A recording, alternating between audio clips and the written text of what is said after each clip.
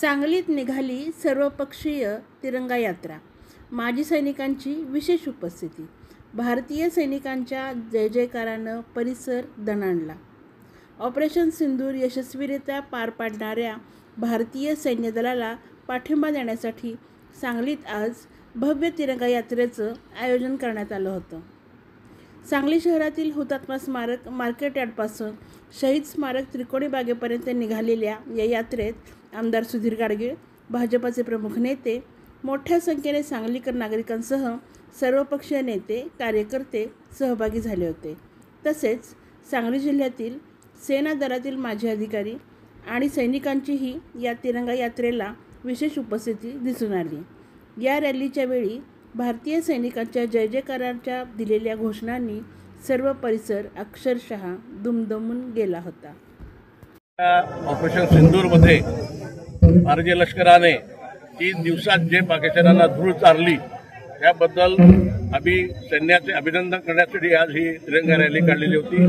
मोठ्या संख्येनं माजी सैनिक आणि सर्वच पक्षीय कुठे अभिनय न ठेवता भविष्य नागरिक आज या रॅलीमध्ये आलेले होते आणि खूप उत्स्फूर्त रॅली निघाली। नंतर शहीद स्मारकावर आम्ही त्यांना आदरांजली वाहून आज आम्ही हा कार्यक्रम संपवलेला आहे। धन्यवाद। मी विंग कमांडर प्रकाश नवले, शौर्यचक्र विजेता, महाराष्ट्र गौरव पुरस्कार विजेता। मी एअरफोर्स मध्ये 20 वर्षे सर्व्हिस केली आणि आज मी इथं सिंदूर ऑपरेशन सिंदूर आपण सगळ्यांनी इथं विजय दिवस मनवण्यासाठी सगळेजण आपण जमलो आहे।